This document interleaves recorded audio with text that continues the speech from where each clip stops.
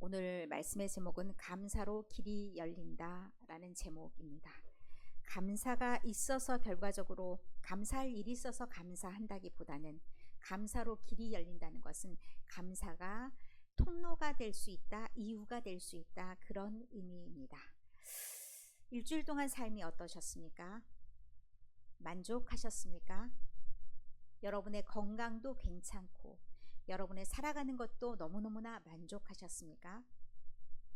모두가 그랬으면 참 좋겠습니다. 그러나 현실이 답답한 사람들도 있었을 것입니다.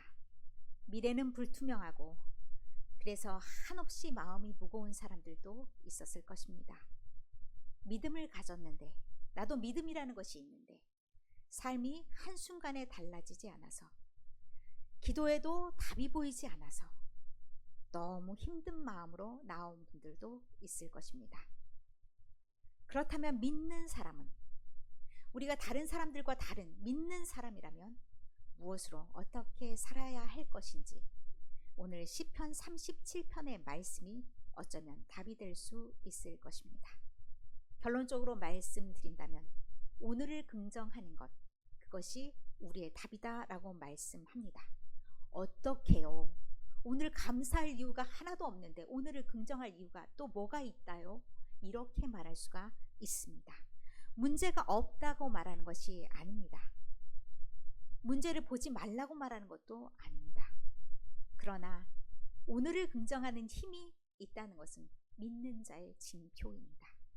오늘 시편 37편의 말씀을 군데 보다 보면 여러분이 왜 그렇게 해야 되는지 이유를 알 수 있을 것이고, 만약에 성령님이 여러분의 마음을 감동하신다면 그 마음으로 오늘 문을 박차고 나갈 때 여러분이 기뻐 웃을 수 있었으면 더욱더 좋겠습니다. 오늘 시편 37편 1절 2절의 말씀에 보면 분을 내지 말고 불의를 행하는 자들 때문에 불평하지 말라라고 말씀합니다. 원래 히브리어 말씀으로는 알이라는 말부터 시작합니다. 하지 마라는 말입니다. 이게 37편의 시와 같은 형태를 답관체시라고 합니다. 우리는 사실 히브리어를 잘 모르니까 답관체가 뭔지 알 수가 없죠. 영어도 알파벳이 있습니다. 히브리어도 그와 같이 글자가 있습니다. 그것을 시의 순서대로 넣는 것을 답관체시라고 합니다. 그래서 제가 일부러 R이라는 말을 시작했습니다. 영어의 A와도 같은 그런 역할입니다. R, 뭐뭐 하지 말아라, 멈춰라, 그만둬라 라는 의미입니다. 무엇을 멈추라고 말하냐면 불평을 멈춰라 라고 얘기를 합니다. 왜요? 우리가 화나는 일이 얼마나 많습니까? 우리가 분을 내도 시원치 않은데 어떻게 분을 내지 않고 불평을 하지 말란 말인가? 답은 불평하다는 말 속에 있습니다. 불평하다는 말은 마음에 열이 나는 겁니다. 우리도 흔히 그런 말 하죠. 내가 저걸 보니까 분통이 터지고 열이 나 죽겠어, 이런 말 하죠. 그와 똑같습니다. 어떤 상황을 볼 때, 내가 누군가를 쳐다볼 때 나랑 너무 비교가 되고 나는 이러고 있는데 제가 뭐가 잘나서, 아니면 쟤는 하고 있는 것이 꼬락서니를 보니 저렇게 되면 안 되는 애인데 너무 잘 되고 화딱지가 나서 살 수가 없다. 그럼 뭐가 올라옵니까? 화가 올라옵니다. 분이 납니다. 왜 쟤네든 잘 되는데 나는 안 되지? 비교하는 마음, 시기하는 마음, 질투하는 마음, 모든 마음이 갖가지 다 올라옵니다. 그런데 2절에 연결해서 말합니다. 왜 화를 내지 않고 분을 내지 않을 수 있는지 2절에 얘기합니다. 그들은 풀과 같다 얘기합니다. 그들은 푸른 채소 같다 얘기합니다. 풀이 어떠한지, 푸른 채소가 어떠한지 여러분 너무나 잘 아시죠? 때가 지나가면 거둬야 됩니다. 풀도 시듭니다. 한때라는 얘기를 여기에 담고 있습니다.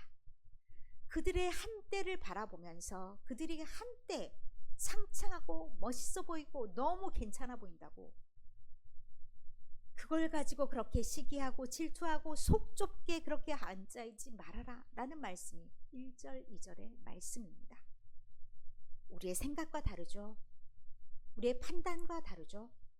어떻게 그게 가능한지를 연결해서 말씀하고 있습니다. 3절에 4절에 이렇게 얘기합니다. 받다라는 말로 시작합니다. 두 번째 글자가 B라는 겁니다. A, B 할 때 그 B랑 비슷합니다. 여호와를 의뢰하다, 맡기다라는 의미로 받다라는 단어를 사용했습니다. 이 의뢰하다라는 말이 우리가 생각하는 것보다 조금은 더 나아갑니다. 의뢰한 것은 어느 위치에 딱 붙박아 있는 겁니다. 안전한 곳이라 여기면서 몸을 거기에 맡기는 겁니다. 그 자리에 있는 겁니다. 그래서 그 시편의 말씀에 보면 땅에 머무는 동안 성실을 양식 삼으라, 비결은 여기에 있다 말씀합니다. 누구의 성실이냐? 하나님의 성실을 양식 삼으라 라고 말합니다. 하나님의 성실은 하나님이 지금도 일하시고 과거에도 일하시고 또 미래에도 일하실 것을 믿는 것이 먹고 사는 우리 믿음의 사람이라는 것을 나타냅니다. 하나님이 그 전에 일하셨고 나를 도우셨는데 지금 멈추셨는가? 아니라는 말입니다. 하나님이 그때 일하시고 지금도 일하신다는 것입니다. 그 하나님이 우리의 미래도 만들어 가신다는 것입니다. 그렇기 때문에 우리가 있어야 할 자리가 어디인지를 말합니다. 우리가 하나님의 신실하심의 그 자리에 머물러 있어야 된다는 겁니다. 그 믿음이 우리 안에 있어야 된다는 겁니다. 그것이 우리의 양식이 되어야 된다는 말씀입니다. 우리가 건강하게 살기 위해서는 먹고 마시는 것이 건강해야 됩니다. 우리가 인스턴트 너무 좋아하죠. 입에는 달죠. 몸에는 나쁘죠. 그래서 건강을 상하기 쉽습니다. 그러나 하나님의 말씀은 어찌 보면 양약과도 같습니다. 입에는 씁니다. 받아들이기도 어려울 때도 있습니다. 그런데 그것을 질근질근 잘근잘근 잘 씹어보니 그것이 우리의 몸에는 건강을 이루어진다는 말씀입니다. 그래서 우리가 무엇을 먹어야 될지를 말씀하는데 하나님의 신실하심을 곱씹어 먹을 것을 얘기합니다. 하나님은 신실하셔. 그 하나님이 과거의 나를 어떻게 도우셨는지를 다시 기억하라는 말씀입니다.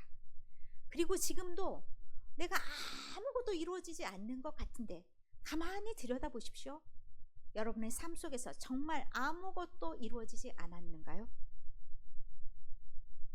가만히 생각해 보면 내게 아무것도 없다, 나는 아무것도 이루어지지 않았다라고 말할 수 있는 사람도 또한 없습니다. 생각해 보니 그래도 이만큼 건강해서 나올 수 있었네. 생각해 보니 그래도 별일은 없었네. 생각해 보니 점점점점 기타 등등등 생각할 수 있는 거리들이 있습니다. 그렇기 때문에 우리가 늘 놓치지 말아야 되는 것이 하나님의 성실하심이 나의 양식이 되어야 된다는 말씀입니다.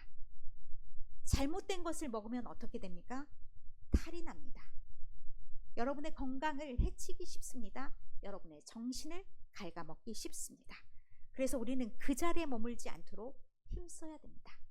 그러다 보면 하나님과 함께 이렇게 나누고 먹고 이렇게 생활하는 것이 그지없이 기쁜 삶임을 깨닫게 되기도 합니다.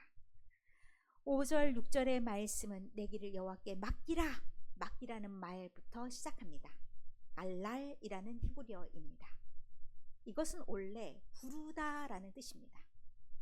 어디로 굴러가야 될지 방향을 정확하게 말씀해 주십니다. 굴러서 어디로 가야 되냐? 여호와 앞에 가야 됩니다. 내 길을 여호와께 맡기라 라고 말씀하셨습니다. 여호와께 굴러간다는 것은 오늘 하루만 여호와께 맡겨볼까?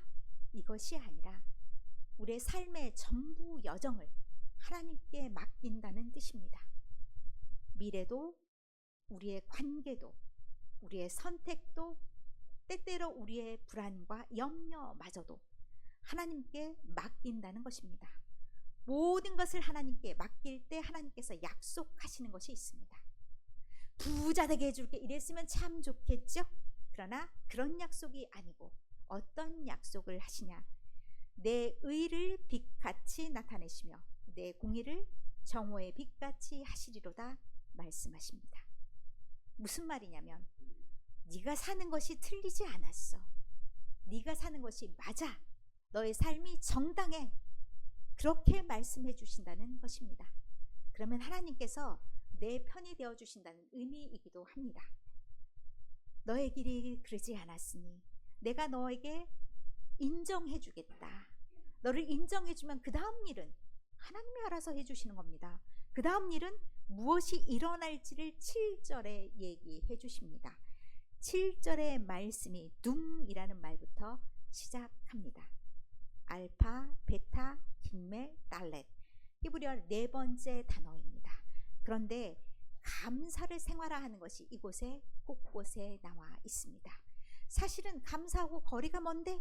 라고 생각하지만 이것이 감사의 중요한 주류를 이룬다라고 생각하시면 됩니다.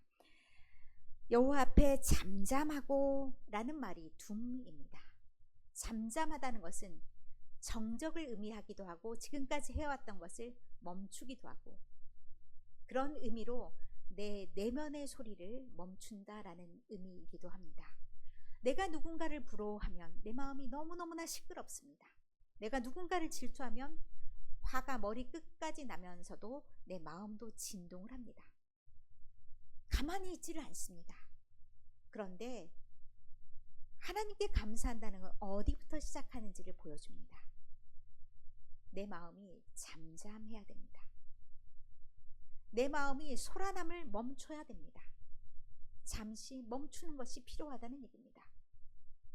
내 마음이 그렇게 막 요란할 때 잠깐만 기다려봐. 멈춤의 시간을 가지라는 얘기입니다. 조용히 나를 들여다보라는 얘기입니다. 그리고 두 번째는 참는다라는 말이 있습니다. 히트홀렐이라는 단어입니다. 어찌 보면 감사의 태도가 여기에서 드러납니다.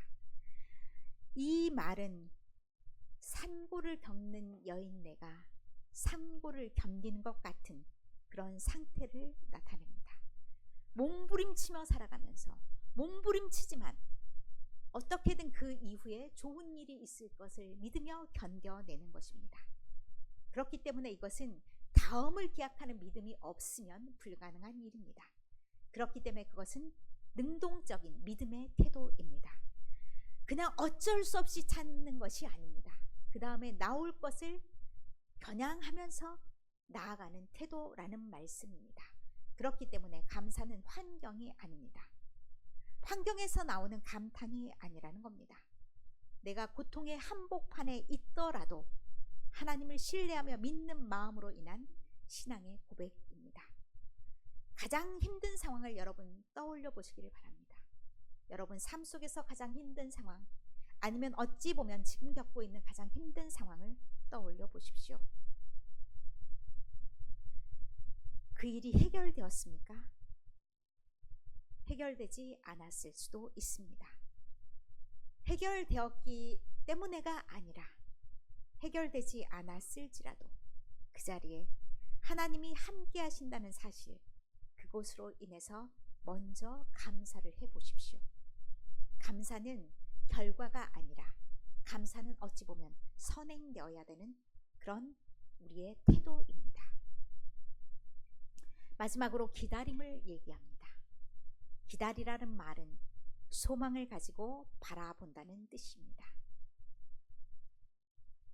진정한 감사는 과거에 머무르지 않습니다.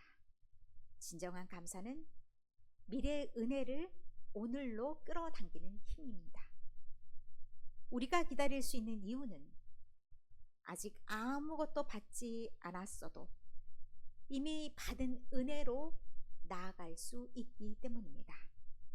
매일 밤 잠들기 전 오늘 하루 주님이 동행하신 걸음을 생각해 보기를 바랍니다. 그리고 그것을 근거로 내일을 살아갈 소망을 얻기를 바랍니다.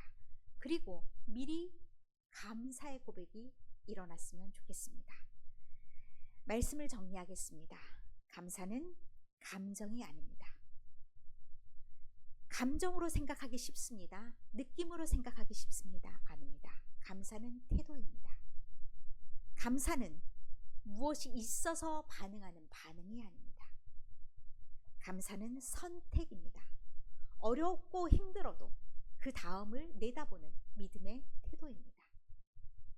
감사는 결과가 아닙니다. 감사는 소망을 안고 기다린 언어입니다. 믿는 사람은 오늘을 포기해서는 안 됩니다. 오늘을 성실하게 살아내야 합니다. 상황이 좋아서 감사하는 그런 것이 아니라 지금 오늘을 하나님이 함께 걷고 있음을 믿는 믿음으로 감사할 수 있습니다. 그러므로 울지 마십시오. 그러므로 화도 내지 마십시오. 오히려 당당하고 씩씩하게 하나님이 주신 오늘을 살아냅시다. 하나님께 감사하고 사람에게도 감사하며 여유 있게 살아가는 우리 모두가 되기를 원합니다. 그래서 준비해 보았습니다. 감사 챌린지. 사실은 여러분에게 어려운 조건 하나를 내세울까 생각도 했습니다. 주일 감사 나눔이라는 시간을 마련해서 매일 한 분이 오늘 저는 일주일 동안 살아보니 이러이러한 감사가 있습니다 라는 짤막한 그런 감사를 나누면 어떨까? 광고 시간에 어떠십니까? 어려우십니까? 답이 없으십니다. 만약에 그렇지 않다면 또 하나의 제안으로 옆에 있는 사람과 인사할 때 나는 일주일 동안 이것 때문에 너무 감사해. 이런 감사도 괜찮을 것 같습니다. 이것은 여러분의 반응을 보고 1번은 어떤 형태로 갈 것인지는 정하도록 하겠습니다. 두 번째는 매일 여러분의 삶 속에서 하루를 마무리한 감사가 있었으면 좋겠습니다. 하나님, 오늘 제가 이것 때문에 너무 감사합니다. 내일도 하나님 나와 함께 하심을 믿고 감사합니다. 내일도 이런 하루를 살게 해주십시오. 미리 감사하는 그런 기도, 그런 감사. 세 번째는 우리의 감사가 나에게만 머물면 안 되리라 생각합니다. 감사는 전염이 됩니다. 그래서 매일 한 사람에게 감사를 표현하시기를 바랍니다. 먼저는 내가 한 번도 감사 표현하지 않았던 우리 남편과 아내에게도 감사를 표현할 수 있겠고, 엄마와 또 아빠에게도 감사를 표현할 수 있겠고, 우리 누나, 언니, 동생에게도 감사를 표현할 수 있겠죠. 그리고 나아가선 우리 교회에 있는 분들에게도, 또한 우리 회사를 같이 다니고 있는 분들에게도, 학교에 있는 친구들에게도 감사를 표현할 수 있습니다. 자, 이거 감사 챌린지야 이렇게 하라는 의미가 아닙니다. 그는 몰라도 돼요. 나는 내 마음을 표현하면 돼요. 내가 감사하는 마음이 넘치면 어떻게 되냐면 여러분 얼굴 표현이 달라집니다. 얼굴 표정이 달라집니다. 감사하는 교회면요, 딱 문을 열고 딱 들어왔을 때 이미 얼굴이 환합니다. 내가 일주일 동안 불만이 많고 삶이 너무 힘들면 어떡해요? 얼굴이 이미 분노와 짜증이 가득 찰 수 있습니다. 만약에 여러분이 깜빡 잊고 일주일 동안 안 했다 그러면 갑자기 문 열기 전에 그 시간이라도 잠깐 하나님 제가 잊었습니다만 지금 감사가 생각이 났습니다. 감사 한번 하고 제가 누군가에게 감사를 일주일 동안 생각해 보니까 이 사람이 제일 감사하네. 갑자기 전화기라도 들고 아니면 카톡이라도 하고 오십시오. 그렇게 나의 감사를 표현하는 마음 자체가 아름다워집니다. 그렇게 감사를 표현하는 삶이 여러분의 삶의 능력과 힘이 될 줄 믿습니다. 마지막으로 감사를 기록해보면 참 좋겠다 생각을 했습니다. 감사를 감사 일기로 표현하기도 하죠. 조그만 수첩 같은 거에다 기록을 하든, 그게 처음엔요 한 줄 쓰기도 어렵습니다. 감사할 일 별로 없거든요. 그런데 감사 기록을 하다 보면 1년 딱 되잖아요. 그럼 1년 이후에는 감사가 한 페이지를 넘어 두 페이지를 넘어 이렇게도 될 수 있습니다.